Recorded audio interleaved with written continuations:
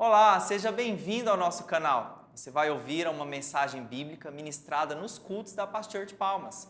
Essa mensagem vai abençoar o seu coração e eu sei que por isso que você vai também compartilhá-la com seus amigos. Abra o seu coração. Que tremendo. Muito bem, então vamos ler comigo aqui 1 Reis capítulo 3, versículo 3. 1 Reis 3, 3. Eu quero ler só esse versículo. Diz assim: Salomão amava ao Senhor, andando nos preceitos de Davi, seu pai.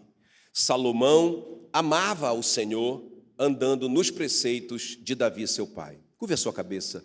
Espírito Santo querido, muito obrigado, Senhor, por essa liberdade que nós temos de cultuar o Senhor, de aprender da Tua palavra, de frequentarmos uma igreja, de termos comunhão com o corpo de Cristo, de podermos ver, Senhor, nossos pequeninos crescendo no temor do Senhor. Obrigado, Senhor, muito obrigado.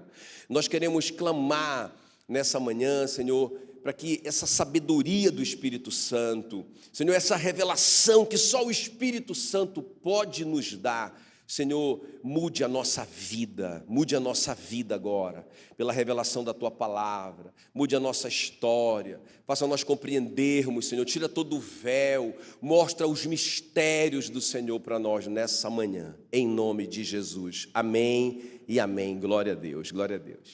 Queridos, vocês sabem que eu estive na nossa conferência agora, esse final de semana, em São Paulo, nossa conferência da Paz Internacional, todas as igrejas da Paz no Brasil e no mundo. Foi sensacional como sempre, mas é engraçado que quando eu estava saindo daqui, na noite que antecedeu a minha viagem, eu sonhei com Salomão. Quer dizer, na verdade não foi com Salomão, eu sonhei pregando sobre o Salomão. Então, já no carro, indo para a nossa viagem, que eu fui de carro, eu passei ainda em Luiz Eduardo para pegar a Ana Lídia. Foi uma delícia estar junto com a minha gatinha. Meu Deus, abracei tanto, beijei tanto a menina, não é? Mas, quando eu estava indo, eu contei para a Mila, disse: olha, eu tive um sonho, eu sonhei pregando sobre o Salomão, sobre a história do Salomão. E a gente foi conversando no carro sobre o Salomão. Então, o Salomão é aquele cara, né, que Deus fala para ele assim: Salomão, pede. O que você quer que eu te dê? Já pensou, irmão, se isso acontecesse com você? Né? O tanto que eles dois, né, Deus e Salomão, andavam em sincronia, o quanto que Salomão amava o Senhor, e o nome de Salomão, que é o Gedidias, significa amado do Senhor. Então, eles tinham um relacionamento muito forte. O Senhor diz para ele: o que é que você quer? Você sabe que ele surpreendeu todo mundo, né? Porque ele disse assim: Senhor, eu quero que o Senhor me dê sabedoria, porque eu quero cuidar bem do teu povo. Meu Deus do céu, a Bíblia diz que Deus disse assim: uau! Não, ele não falou bem assim, né?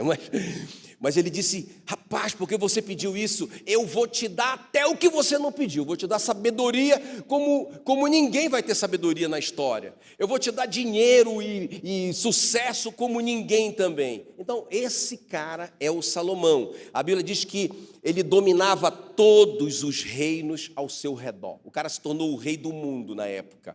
Ok?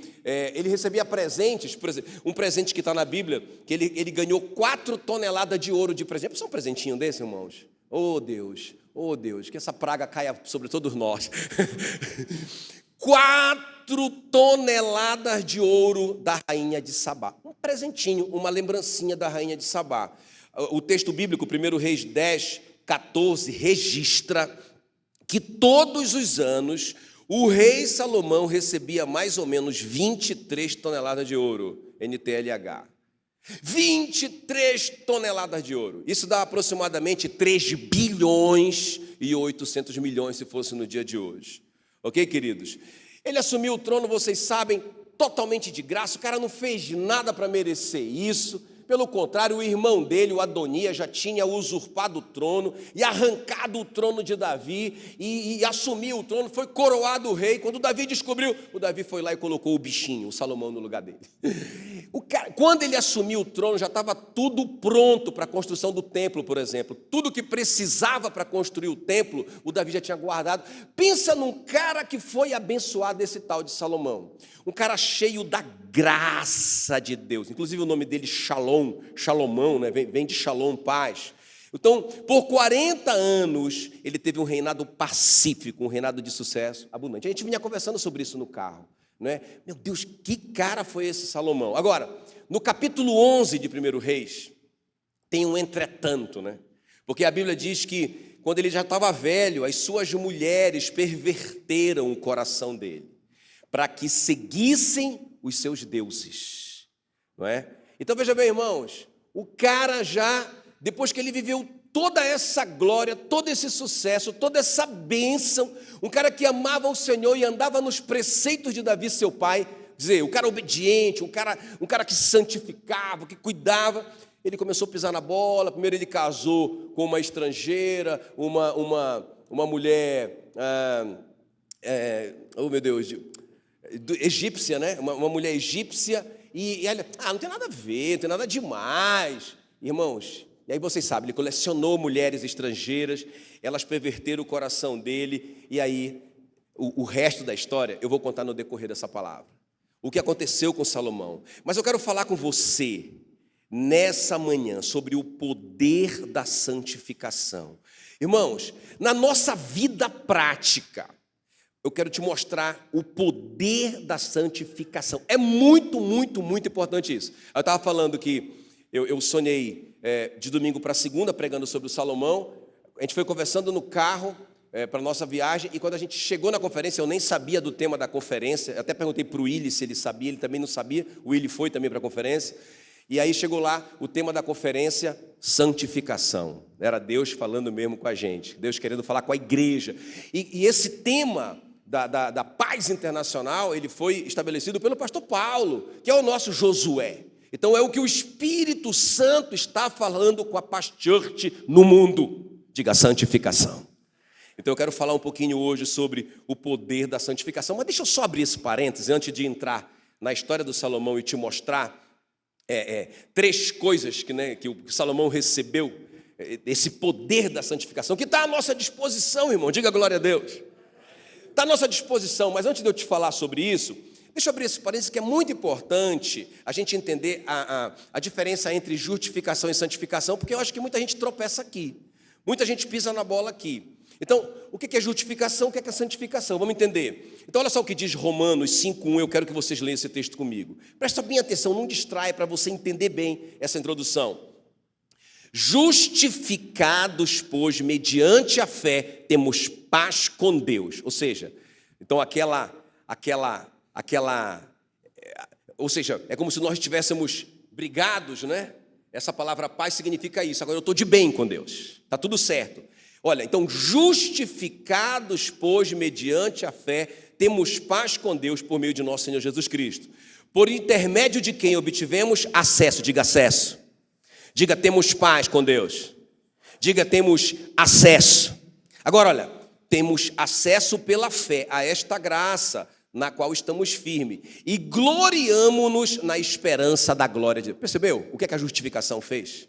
Justificados, pois, mediante a fé, nós temos paz com Deus, estamos de bem com Ele. Nós temos acesso, livre acesso a essa graça, não é? E nós estamos nos gloriamos na esperança da glória de Deus, o céu, a glória de Deus, o céu. Diga glória a Deus. Irmãos, isso é justificação. Agora, quanto tempo dura isso? A justificação não é um processo, é um ato legal que aconteceu no tribunal de Deus. Quem está me entendendo? Ele nos justificou através do seu Filho. Ele é o que diz 2 Coríntios 5:21, olha. Ele, Deus, fez pecado por nós para que nós fôssemos feitos a justiça de Deus. Diga agora a Deus. Entendeu? O que é justificação? Não é um processo, é um ato legal de Deus, no tribunal de Deus. Ele bateu o martelo e disse, justificados. O diabo ficou doido com isso. Como assim? Porque todos os pecados deles estão justificados no meu filho. Eles estão limpos, eles estão justificados. Agora eles têm paz comigo, eles têm livre acesso a mim e eles estão garantidos na glória eterna. Aleluia! Isso é justificação, irmãos. Ok? Quando que aconteceu isso? Quando nós estávamos mortos nos nossos delitos e pecados, não teve nada a ver com a gente, não teve nenhum merecimento. O que o morto pode fazer para receber alguma coisa? Estava morto. O que é justificação? É novo nascimento, é salvação, zero participação humana, vocês estão me entendendo? Ok? A salvação é pela graça, mediante a fé, isto não vem de vós, é dom de Deus para que ninguém se glorie. Então isso é justificação. Agora, onde que as pessoas tropeçam? Elas confundem justificação com santificação, porque a santificação é um processo. Agora preste atenção aqui, para você não perder isso. Então, a justificação é um ato legal, jurídico, forense, né, doutora? É um ato que aconteceu no tribunal de Deus. Ele te justificou quando você estava morto nos seus delitos e pecados. Ele considerou todos os seus pecados no Filho dele. Ok? O castigo que nos traz a paz com Deus hoje estava sobre ele, sobre as suas feridas nós fomos sarados. Quem está me entendendo? Isso é justificação. Agora, a santificação é diferente, é um processo. Amém, queridos? Enquanto a justificação acontece assim, aconteceu, já foi, né? E só tem a ver com Deus, não tem nada a ver comigo. A santificação vai durar a nossa vida toda. E tem muito a ver comigo, nós vamos ver isso aqui. Tem muito a ver comigo. Então, é o que diz Provérbios 4:18. A vereda do justo é como a luz da aurora. Já viu como é que é a luz da aurora? Como é que é a luz da aurora? Ela vai surgindo bem devagar, viu? Agora nas estradas aí que a gente pegou, a gente via a aurora. E começava bem pequeno, demorava. Daqui a pouco era um dia perfeito. É um processo, demora. Então, eu fui justificado. Então, eu fui considerado justo. Então, a vereda do justo. Diga a vereda do justo. Você, aponta para você, diga a vereda do justo. Como que é a sua vereda? É como a luz da aurora, que vai brilhando mais e mais, até ser dia perfeito. Amém, queridos? Então, a justificação instantânea foi Deus. Não tem nada a ver com a gente, não tem nada a ver com obra. Tem a ver com fé, da gente receber isso. Ok? Agora, a santificação é o meu caminho depois que eu fui justificado. Como que eu vou viver agora, não é? A minha vida na terra depois que eu fui justificado? Então, é muita gente que tropeça bem aqui. Não, meu irmão, eu já fui justificado, está tudo certo comigo, está tudo resolvido, eu posso viver a vida que eu viver, eu posso pecar do jeito que eu pecar. Irmãos, não está entendendo o que é santificação, é outra parte, a santificação. Vocês estão me entendendo? Amém, queridos? Agora veja bem, quando nós fomos justificados, o Espírito Santo, uma das coisas que aconteceu é que o Espírito Santo veio morar na gente, certo? Então ele nos empoderou para a gente vencer o pecado. Por isso que o cara que, não, eu fui justificado, eu estou salvo. Irmão, se você é justificado, você é salvo, você tem o Espírito Santo dentro de você. Não é? Então você não quer mais pecar. Isso não quer dizer que você não vai pecar. Mas você não quer mais. E você tem poder para isso. Porque a graça não é licença para pecar. Amém, queridos? A graça é poder para vencer o pecado. Está claro isso? Não é? É isso que o Luciano Subirá vem falar aqui. Quarta-feira, né? Ou quinta. Quinta-feira. Não é? Então, a graça não é uma... eu não estou mais debaixo da lei. Eu estou debaixo da graça. Eu ouço muito a igreja falar isso fora do contexto. Porque qual que é o contexto? O pecado não tem mais domínio sobre vós, porque vocês não estão debaixo da lei, mas debaixo da graça. É justamente porque eu estou debaixo da graça que o pecado não tem mais domínio sobre mim. Entende o que eu estou falando? Então, beleza, a justificação me considerou justo. O Espírito Santo veio morar dentro de mim, para que eu tenha poder para vencer o pecado, porque antes disso eu não tinha poder para vencer o pecado. Amém, querido? Por isso que a Bíblia diz agora no Novo Testamento, 1 de Pedro 1,16. Sede santos, como eu sou santo, porque eu sou santo, né? Sede santos, porque eu... Puxa vida, mas santo como o Senhor? Antigamente eu lia esse texto, eu dizia assim mesmo, meu Deus, isso deve ter alguma tradução errada, né? Eu pensava assim, quando eu comecei a ler a Bíblia. Como que Deus me manda ser santo? Porque Ele é santo. Como? Isso é impossível para mim. É verdade, é impossível para mim. É verdade. Mas com o Espírito Santo dentro de mim, me empoderando contra o pecado, a graça na minha vida, me dando poder contra o pecado, eu posso ser santo. Só que não vai ser como foi a justificação, vai ser um processo. A vereda do justo é como a luz da aurora que vai brilhando. Aí deixa eu terminar essa introdução com lendo Romanos 6:4. Olha só, nós fomos sepultados com Ele, para que como Cristo foi ressuscitado dentre os mortos pela glória do Pai, assim também andemos nós em novidade de vida. Olha que coisa linda, gente. Nós fomos sepultados, beleza, nós morremos com Ele. Então quando nós morremos com Ele, Deus nos fez um com Ele, então nós morremos com Cristo ali, fomos crucificados com Ele. Morremos com Ele. Então nós ressuscitamos com Ele, ou seja, a nova vida. A nova vida do Espírito Santo em nós. Agora nós vamos andar, nós temos poder para andar em novidade de vida, ou seja, em vida nova. Tendo poder contra o pecado. Entendeu a diferença entre justificação e santificação? A gente não pode tropeçar nisso. Qual que é o nosso objetivo agora, irmãos? É agradar aquele que nos justificou. Agora a gente pode, é possível. É possível. Então, agora nós podemos oferecer os nossos corpos, ou seja, a nossa vida humana, como um sacrifício vivo, santo e agradável a Deus. Esse é o nosso culto inteligente, a Bíblia diz. Nosso culto racional, ok? Então, enquanto na justificação não tinha nenhuma participação humana, na santificação, sim, tem a participação humana, tem as minhas decisões. Eu que tenho que tomar a decisão de dizer, cara, eu menti isso aqui. Não era bem verdade, isso está errado. Eu entristeci o meu Senhor. Eu não vou perder a minha salvação por causa disso, irmão. Porque a justificação foi um ato legal, jurídico, de Deus. Eu estava morto, vocês lembram? Agora, eu não tenho que pensar nisso, porque eu vejo muito crente nessa luta, né? Ele mistura santificação com justificação, ele vive essa luta, ele vive apavorado o tempo todo. Mas eu quero agradar o meu Senhor. Eu não quero, isso não é bem verdade. Isso não é tão honesto, esse dinheiro não é tão honesto assim. Puxa vida, eu estou falando mal de alguém.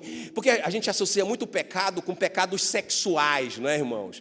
É verdade, é muito grave. A Bíblia diz que quem adultera está fora de si, só mesmo quem quer se arruinar que faz tal coisa. Mas a Bíblia diz que o maledicente não vai nem entrar no céu. Isso é pecado também, fala mal do outro. Não é? Então, essa parte é minha. Eu recebi o poder do Espírito Santo para vencer essas coisas. Eu posso vencer isso. Eu não posso dizer, não, isso é muito difícil. O apóstolo Paulo diz, não há nenhuma tentação que venha sobre vocês que não seja humana. Ou seja, que vocês podem vencer humanamente, tomando decisões, porque vocês têm o Espírito Santo. Agora, junto com a tentação que o diabo dá, Deus vai dar o livramento para vocês. Amém, queridos? Por que caiu? Eu caí porque foi muito difícil. Não foi difícil, irmão. Não vou falar o que é isso. Deu para entender essa parte agora? Ok? Para a gente entrar, então, aqui no poder da santificação. Muito importante, irmão, a gente entender isso. O que isso vai trazer na tua vida prática? Quando você toma essas decisões, você sabendo, rapaz, que coisa tremenda. Eu fui crucificado com Cristo, eu ressuscitei com Ele, o Espírito Santo habita em mim, o pecado não tem mais domínio sobre mim, eu me vicio em alguma coisa se eu abrir brecha, se eu ficar lá brincando com esse negócio, porque eu tenho o poder do Espírito Santo em mim para vencer esse negócio. Isso é santificação. Quem está comigo aqui? Amém? Então vamos ver agora o poder da santificação. O que veio sobre a vida do Salomão por causa da santificação e por causa da falta de santificação. Muito claro, preto no branco. Estão prontos? Então posso avançar? Então a primeira coisa, irmão, diga comigo, unção. Não, grita aí com fé, diga unção.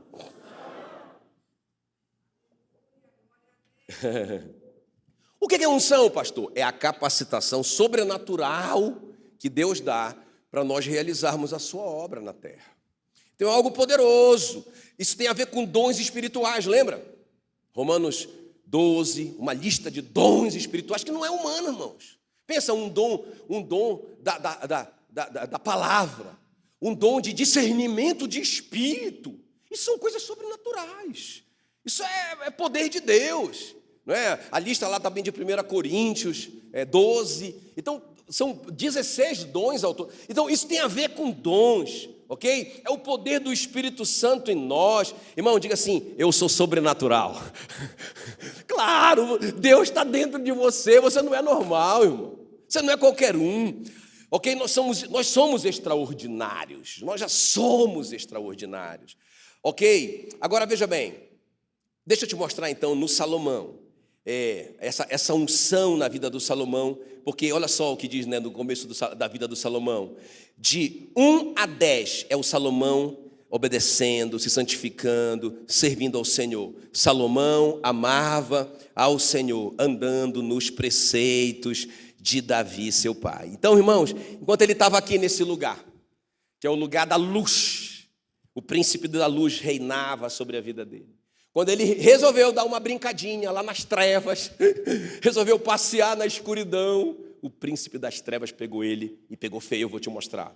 Então a primeira coisa aqui, essa unção na vida do Salomão, essa capacitação sobrenatural, esses dons espirituais, irmãos. O cara era extraordinário. Olha só o que diz 2 Coríntios 7:1.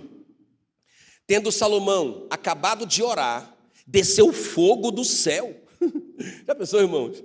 Desceu fogo do céu e consumiu o holocausto e o sacrifício. A gente fala muito do Elias, mas o Salomão também orou e caiu fogo do céu. E também consumiu o sacrifício. Agora olha só, a glória do Senhor encheu a casa.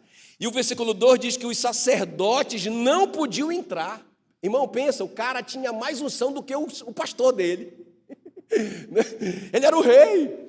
Não é? Essa não era a função dele.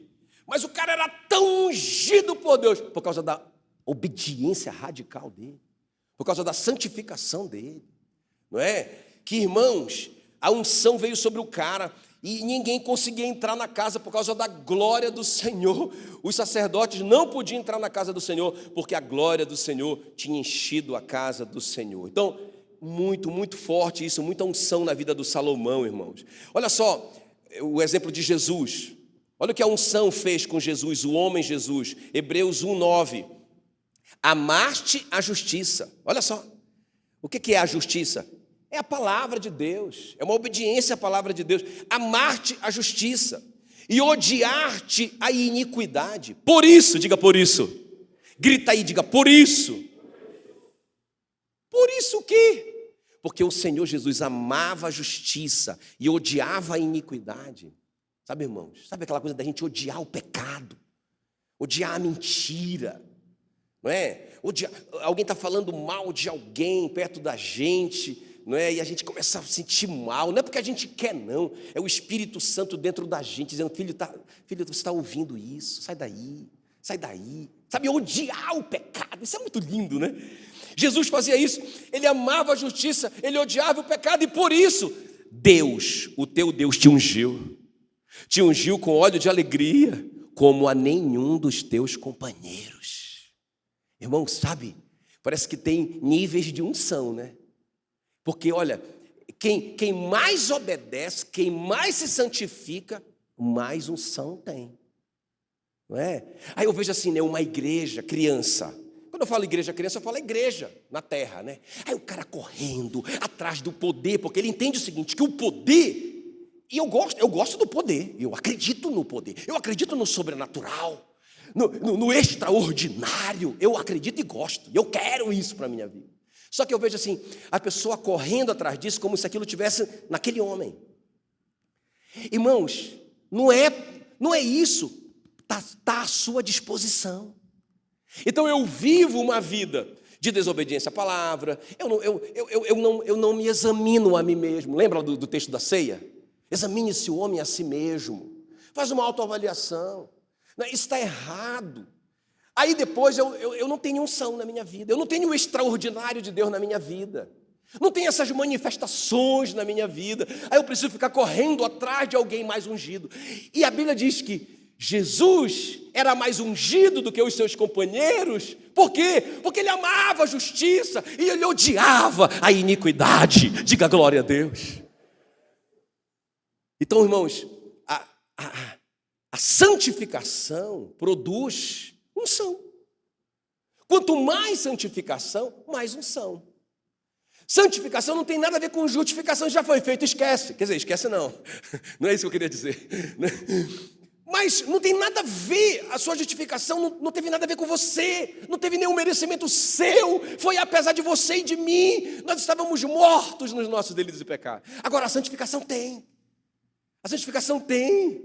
eu morri com Ele, ressuscitei com Ele, mas o que Deus espera de mim é que eu viva uma nova vida, que eu viva uma vida para oferecer sacrifícios vivos e agradáveis a Ele, e esse é o culto que agrada a Ele. Que tremendo. Então, isso vai gerar unção. Olha só o que diz 2 Timóteo 2:21.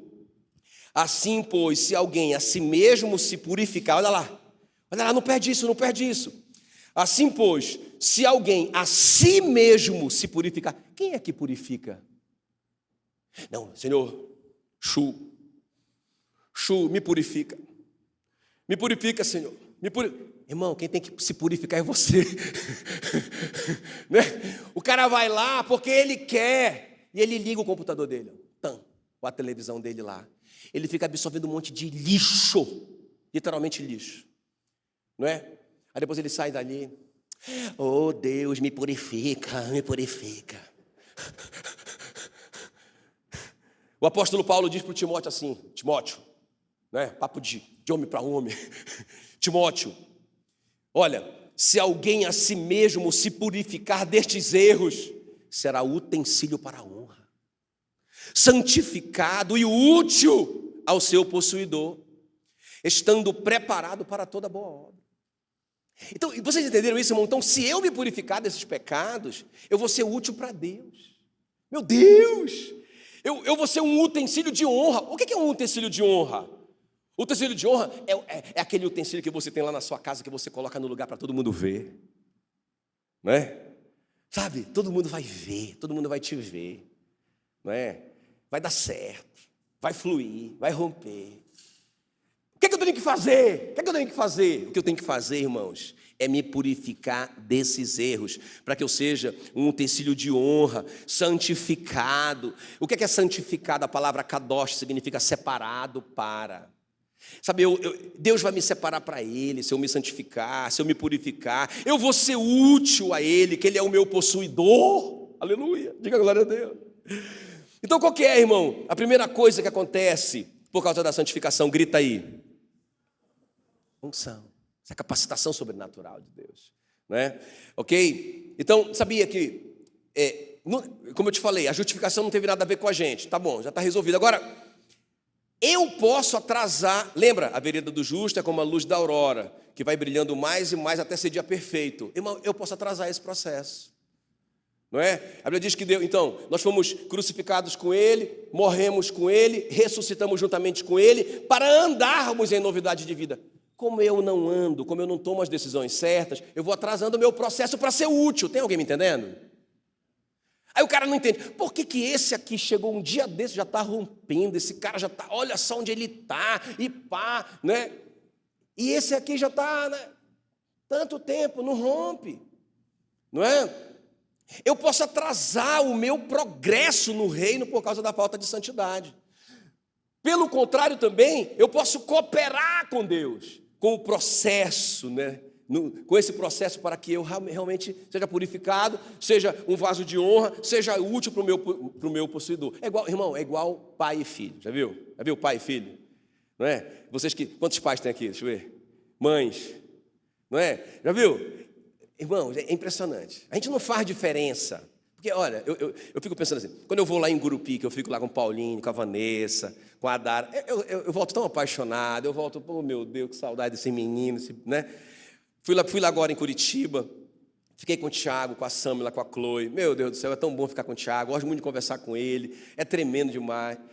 Viajamos de carro com a Ana Lídia. Quando a gente despediu da Ana Lídia lá em Luiz Eduardo, moço, pensa na vontade de chorar. Parece criança, mas eu não chorei por causa da Mila do meu lado. Ela não pode me ver desse jeito. Eu estou brincando. Mas, irmão, segurando para não chorar, né? A gente ama esses bichinhos, tudo igual. Agora, na hora que você vai confiar alguma coisa na mão deles, irmão, não é o amor que vai prevalecer, porque você ama igual. É a confiança, né? Aí eu quero até deixar essa frase para você, fotografa essa frase aí, do pastor Sabá Liberal. Olha só, Deus confia mais a quem Ele mais confia. Achei muito legal, né? Por que Deus não me dá isso? Deus confia mais a quem Ele mais confia. Amém, querido? Então, a primeira coisa é isso, unção, capacitação sobrenatural, não é? Esse poder para a gente realizar a obra de Deus tem a ver com a nossa santificação. Segundo lugar, vamos avançar, a autoridade espiritual. Olha só o Salomão, 1 Reis 4:24, diga comigo, autoridade espiritual. Grita com fé, autoridade espiritual. 1 Reis 4:24 diz assim, dominava todos os reinos ao seu redor. Irmão, pensa, o cara era meu Deus do céu, o cara, muita autoridade. Ele mesmo disse para um rei amigo dele, o rei Hirão, 1 Reis 5:4, o Senhor meu Deus me tem dado descanso de todos os lados. Não há inimigo, não há nem inimigo e nem adversidade. Cara, ele pensa o cara chegar nesse ponto, irmão. Os inimigos dele viraram amigos dele. É muita autoridade. Agora, olha o que acontece com a autoridade do Salomão. 1 Reis 11:11, depois que ele desobedeceu. Visto que assim procederte, e não guardar-te a minha aliança, tirarei de ti este reino, e o darei ao teu servo, que era um escravo dele, o Jeroboão, que foi o pior rei da história de Israel. Isso aí é outra pregação. Quer dizer, o cara entregou, por causa do pecado dele, ele entregou o poder, não é? Aquela nação que Deus confiou na mão dele, na mão de um cara que destruiu a história de Israel. Depois de muitos séculos, Deus vai falar com os profetas. Olha, por causa do pecado de Jeroboão, meu Deus, Jeroboão já ficou para trás há 500 anos. Mas o cara foi terrível. Depois você dá uma lida na história dele. E o Salomão entregou tudo para esse cara, por causa do pecado dele. Então veja, visto que assim procedeste, não guardaste a minha aliança, tirarei de ti este reino e o darei ao teu servo. Todavia, não tirarei o reino todo, darei uma tribo a teu filho, por amor de Davi. Não por teu amor a ti não, viu, Salomão? Nós estamos brigados. Mas por amor de Davi, meu servo, e por amor de Jerusalém que escolhi. Então pensa bem, o cara não dominava só um país. Ele dominava o país dele e os países em volta. Agora, tudo que sobrou para esse cara, pela misericórdia de Deus, que não tem nada a ver com ele, é por causa do Davi, foi um paizinho chamado Judá. Olha só, a autoridade foi comprometida pela falta de obediência, pela falta de santificação. Irmão, qual é a coisa que mais Satanás quer tirar de você? A sua autoridade, porque ele sabe que se você tem autoridade, já era para ele, acabou para ele. Então, é por isso que ele quer te conduzir, nos enganar, para a gente viver uma vida de pecado, escondido, secreto. Só ele que está ganhando com isso. Só ele. Por isso que o apóstolo Paulo diz, olha, alguns que desprezaram a boa consciência, vieram naufragar na fé. Irmãos, essa é a vitória que vence o mundo, a nossa fé. Sem fé é impossível agradar a Deus. Não é? A fé que recebe essas coisas espirituais e traz para o mundo natural. Sem essa capacitação, irmão, a gente está perdido nesse mundo. Agora, veja bem, se eu desprezo a boa consciência, ou seja, eu começo a ficar com culpa por causa do pecado, eu não resolvo isso, eu não confesso, eu não deixo, não é? Aí Satanás tira a minha autoridade. Aí quando eu vou orar, eu oro assim, Senhor, eu sei que eu não mereço. Irmão, na verdade você nunca mereceu. Alguém te enganou, mas você está falando isso porque você sabe que você está vivendo assim. Então, a maior arma de Satanás contra nós, irmão, ainda é o pecado. Por isso que eu preguei na semana retrasada antes de viajar, né? sobre o maior veneno, a cura para o maior veneno, o veneno mais mortal que existe, que é o pecado. Ok? Quem está comigo aqui? Olha, um grande exemplo, irmão, da perda de autoridade por falta de santidade é aqui. Eu quero que vocês leiam comigo Josué 7:11. É quando, olha aqui para mim, ó. Lembra, né? Quando Deus dá a promessa da terra prometida, e Israel conquista Jericó, a primeira cidade, e o Acã rouba, ou seja, pecado, rouba coisas proibidas, esconde o pecado dele e não conta para ninguém. E quando Israel vai para a próxima batalha contra uma cidade menor, eles foram humilhados, não é? E o Josué vai orar e vai questionar as promessas de Deus e tal. Tem alguém aqui que tem promessa de Deus na sua vida? Deixa eu ver alguém, né? Aí o Josué: Senhor, tu prometeste que aonde eu pisasse a planta do meu pé, o Senhor me daria. Como que está acontecendo isso? Aí Deus vai dizer: Josué, presta atenção no que eu vou te dizer. Josué 7:11. Israel pecou, violaram minha aliança, aquilo que eu lhes ordenara, pois tomaram das coisas condenadas, e furtaram, e dissimularam, e até debaixo da sua bagagem o puseram, esconderam o pecado, pelo que os filhos de Israel não puderam resistir aos seus inimigos, viraram as costas diante deles, porquanto Israel se fizera condenado. Já não serei convosco, já não serei convosco, já não serei convosco, se não eliminardes do vosso meio as coisas condenadas. Quem me ouviu? Qual que é a primeira coisa que a santificação gera? O que é unção? Essa capacitação sobrenatural, dons, não é? Poder. Ok? Por que Jesus tinha mais unção do que os seus companheiros? Porque ele amava a justiça e odiava a iniquidade. Aleluia! Amém? Segunda coisa que a santificação gera: autoridade. Então, enquanto Salomão amava o Senhor e andava nos preceitos de Davi, seu pai, autoridade sobre todo mundo, paz com todo mundo. Irmãos, quando esse camarada perdeu isso, olha só, deixa eu te falar uma coisa que é muito importante aqui ainda dentro desse ponto, porque olha só, a Bíblia diz então, então eu vou falar dele aqui no terceiro ponto, melhor, para a gente concluir mais rápido. Então diga comigo assim: bênção, ou melhor, bênção, diga bênçãos,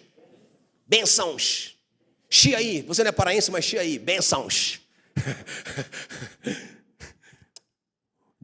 Qual é o primeiro? Qual que é o segundo? Qual que é o terceiro? Vamos lá. Então, Provérbios 10:22, você sabe que quem escreveu a maioria dos provérbios foi Salomão, e esse aqui é um provérbio de Salomão. Olha o que o próprio Salomão declara, gente, isso aqui é muito tremendo. Provérbios 10:22. A bênção do Senhor Deus traz prosperidade, linguagem de hoje, e nenhum esforço pode substituí-la. Olha só o que esse cara sabia. Esse camarada sabia que se a gente é abençoado, irmão, nem 1000 anos de trabalho podem superar a bênção, o favor de Deus imerecido na nossa vida. É isso que é bênção, né? Bênção. É o Barak. É esse favor de Deus. E Ele abençoa. Então veja bem, irmão, tudo na vida do Salomão foi resultado disso.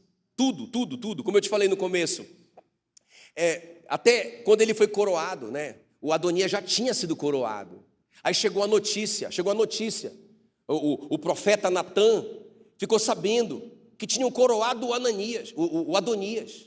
Ele correu lá e avisou a Betseba.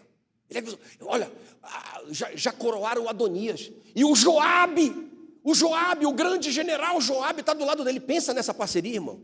Pensa nessa parceria, né? Pensa nessa ligação política. Porque o Joabe era o general do Davi, o poderoso Joabe. E o Joabe ficou do lado do Adonias. O que é que o Natã pensou? Caramba, já era. Porque todo mundo respeita o Joabe, todo mundo morre de medo do Joabe. O Joabe está do lado do Adonias, apoiando o Adonias, ele já foi coroado. Aí o Natã chegou lá apavorado com a Betseba: vão te matar. Eles vão matar você e o seu filho, que era o Salomão. Por quê? Porque o seu filho, porque o Davi tinha prometido que o Salomão que seria o rei quando ele morresse. Então eles já elegeram o Adonias. Vão matar você. Aí o Natã orientou o que ela deveria fazer. Ela deveria chegar com Davi e contar. Meu amor, você não prometeu que seria o Salomão que seria o rei? Quando você estiver falando, eu chego lá e confirmo a história. E eles fizeram isso. O Davi ficou, ele já estava de cama, quando ele já estava sendo consolado pela Abisag, não é? Quando ele já estava velhinho, ele não estava tão velhinho, mas ele estava morrendo já, com 70 e poucos anos. E aí, ele está lá, e o Natã chega a Betseba, meu amor, como assim? Você disse que o Salomão ia reinar, e o Adonias já está reinando. Quando ele tomou um susto, o Natã chegou, meu rei, meu senhor, você não tem confiança em mim para não me contar que o Adonias seria o rei e não Salomão? Ele disse, o que está acontecendo aqui? Aí o Natã contou tudo para ele. Ele disse, peguem o meu jumento, pega o meu jumentinho aí, coloque o Salomão em cima dele, porque isso aí era a escolha do rei, era a escolha soberana do rei. O Natã disse, está todo mundo esperando, o que é que você vai fazer? O Joabe está do lado dele. O Abiatar também, o grande sumo, o sacerdote Abiatar está do lado dele. Os poderosos estão tudo com ele. O que você vai fazer, rapaz? Aí o Davi diz assim, coloca ele em cima do meu jumentinho. E quando o Salomão chega lá, todo mundo estremece. Pensa, Salomão jovem. O Salomão, quando começou a reinar, ele disse, Senhor, como assim eu não passo de uma criança? Como que eu vou ser o rei dessa nação? Pensa bem. Irmãos, então chega o Salomão ali, todo mundo estremece. Ou seja, o que eu estou te falando aqui? Diga a bênção de Deus. Ele não merecia isso. Ele já tinha perdido, irmãos. Ele já tinha perdido. Mas Deus o abençoou. Vocês estão me entendendo ou não? A sabedoria dele foi sobrenatural, não era normal. Vinha gente de todo mundo ouvir a sabedoria do Salomão.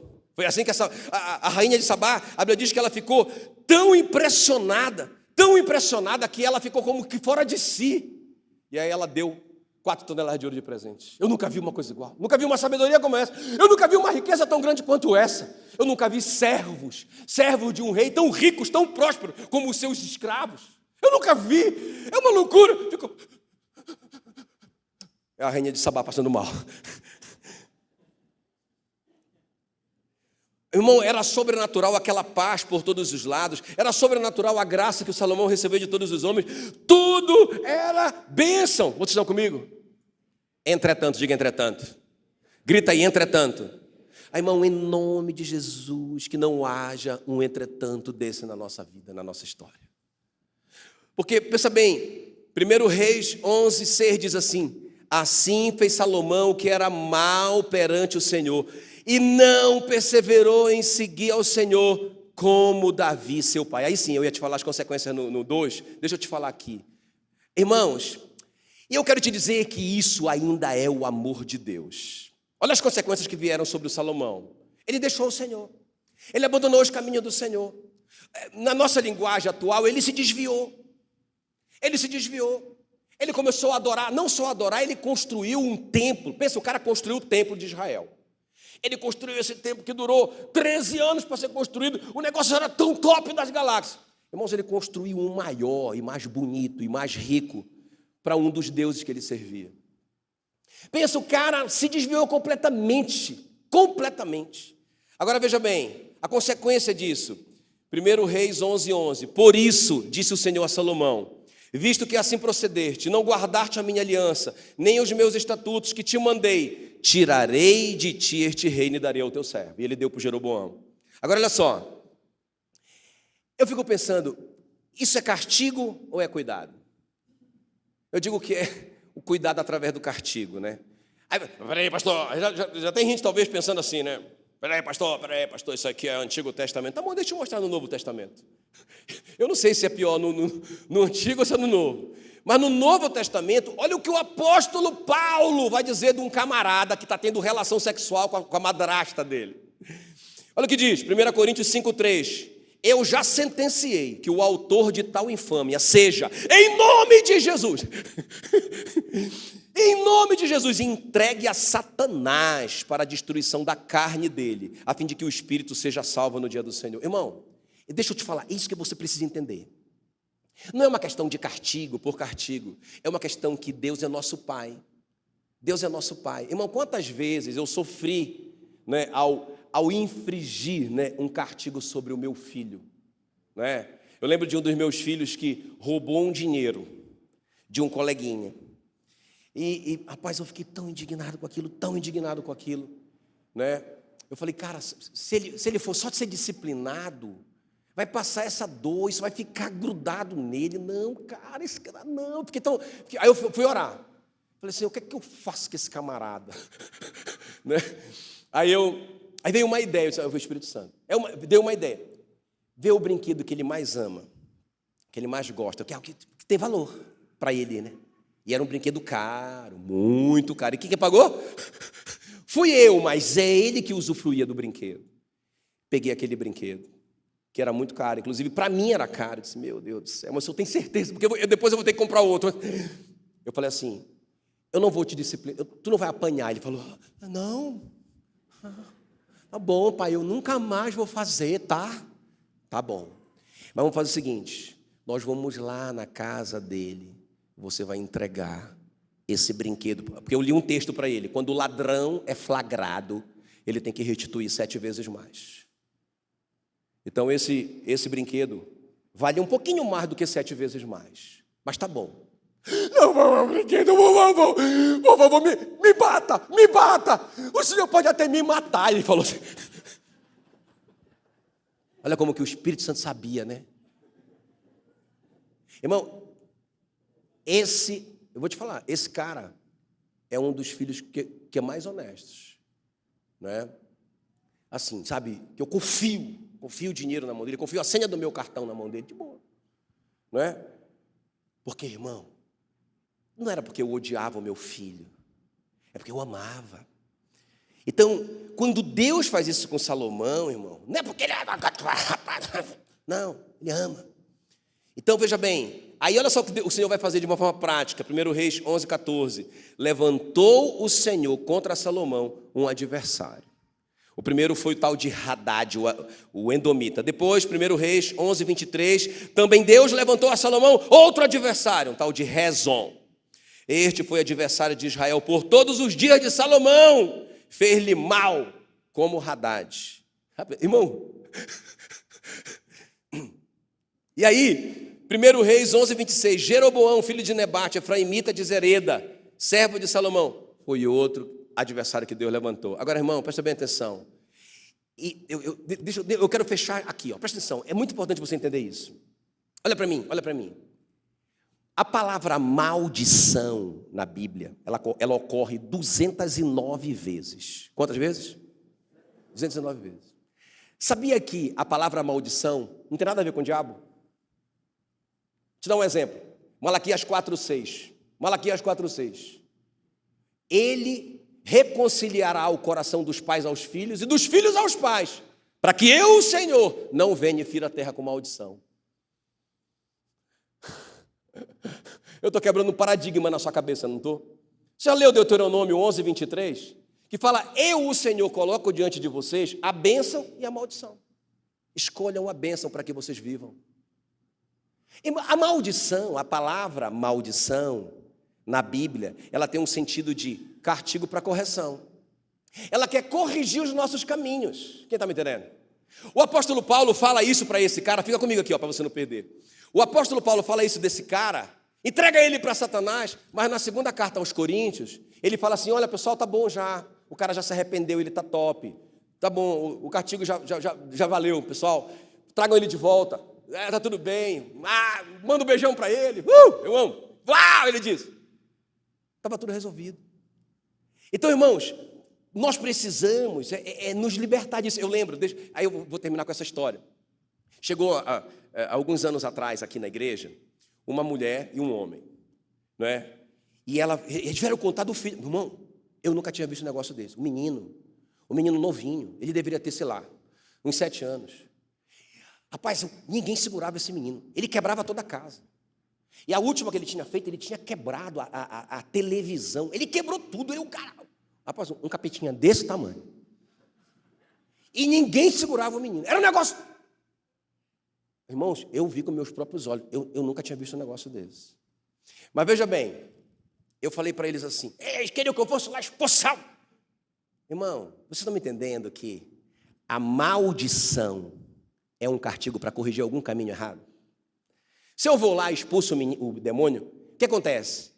Jesus disse que quando a gente expulsa um demônio, ele vai por lugares áridos e diz, eu vou voltar para a minha antiga casa. E ele vai, se associa a 7 espíritos piores do que ele e volta para aquela casa. E o último estágio daquele homem é 7 vezes pior. Não adianta. Eu tenho que resolver o problema que está causando aquela maldição. Não adianta eu ficar dando paracetamol para ele, né, doutor? Eu tenho que ir lá resolver, eu tenho que fazer o diagnóstico, tenho que fazer uma pesquisa e descobrir. É um tumor, rapaz. Não adianta paracetamol, tem que cortar, mas vai doer, mas vai resolver. O que eu falei para ele? Irmão, eu não vou expulsar demônio desse teu filho. Eu quero conversar com você e com a sua esposa. E aí o que aconteceu? Eu conversei só com ele, a Mila conversou só com ela. Irmão, foi só meia hora para eu saber onde que esse cara estava envolvido. Entende? Ele estava tão apavorado com o que ele viu. Eu disse, tu está entendendo que isso veio para abrir teus olhos, porque tu ia ficar nessa bagunça que tu está por muito tempo. Ia destruir tudo. E tu não ia sair daí, moço. Então isso foi para o teu bem. Então, porque, irmãos, esses dias eu ouvi de algum pregador, não lembro quem foi, que falou que o diabo é o cachorro na coleira de Deus. Ou seja, se ele precisar usar o diabo, ele usa. Não foi assim com Jó? Não é? Então, irmãos, não está o diabo é o cachorro na coleira de Deus. O que é que eu tenho que resolver? Irmão, eu digo que libertação é santificação e nada mais.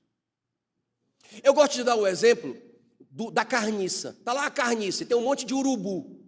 Adianta eu chegar lá e enxotar o urubu? Sai em nome de Jesus. Vai todo mundo embora. Se a carniça ficar lá, vai voltar o urubu. O que é que eu tenho que fazer? Tirar a carniça. Tirar a carniça, irmãos. Desinfectar o ambiente. O que é que esse urubu vai fazer lá?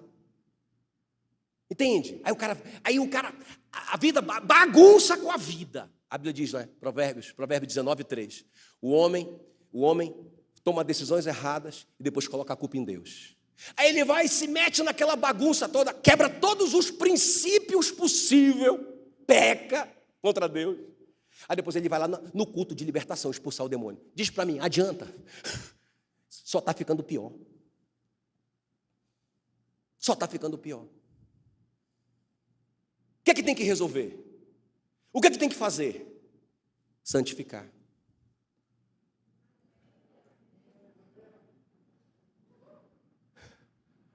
Amém? É isso. É por isso que é tão poderoso. Aí, irmãos, o Salomão fica doido com esse povo. Perde o reino. Perde quase tudo. Só não perde tudo porque Deus é misericordioso e dá uma parte para Davi ainda. Não é? Por isso que o Josué diz para o povo dele, quando eles vão entrar em Canaã, quando eles vão atravessar o Jordão, é o primeiro passo, antes de Jericó, antes da muralha, ele reúne todo mundo e diz, Josué 3:5, disse Josué ao povo, santificai-vos, porque amanhã o Senhor fará maravilhas no meio de vós. Aleluia. Eu não tenho bênção, irmão. Quanto mais santificação, mais bênção. Quanto mais santificação, mais favor de Deus. Entende? Quanto mais o Salomão andava em santidade, mais ele era abençoado de forma sobrenatural, desde a coroação, a sabedoria, a riqueza dele, tudo top. Quando ele se desviou dos caminhos do Senhor, para Deus corrigir os seus caminhos, esse cara viveu a maior desgraça da vida dele. Fique em pé no seu lugar. Aleluia.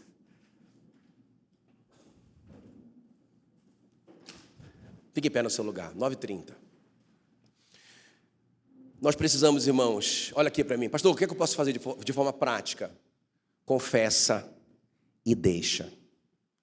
Alcança a misericórdia. Não precisa nem me dar trabalho. Se você fez contra a sua esposa, confesse para ela. Se você fez contra o seu esposo, confesse para ele. Quem você lesou, você tem que ir lá restituir. Não é? Essa é a grande crise das pessoas que vêm comigo. Beleza, eu falei, irmão, que bacana, que bonito você vir falar comigo isso. Primeiro passo, legal, só que você tem que voltar com a sua esposa. Você não me traiu, você traiu sua esposa. Você não me roubou, você roubou seu sócio. Não, mas eu posso até morrer, mas vai para o céu, irmão.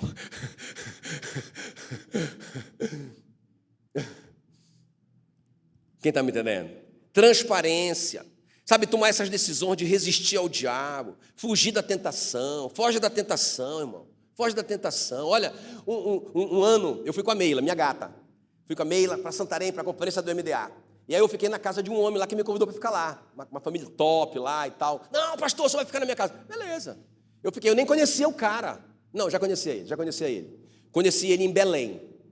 Conheci ele em Belém na nossa igreja. E aí ele estava em Santarém agora. E ele me convidou para ficar lá e eu fiquei. Aí um dia lá, ele estava lá, a gente estava almoçando ou jantando, não lembro, ele chamou a Meila, falou, olha, eu quero falar do seu marido, quero falar uma coisa do seu marido que só eu sei, só eu vi. Como assim, irmão?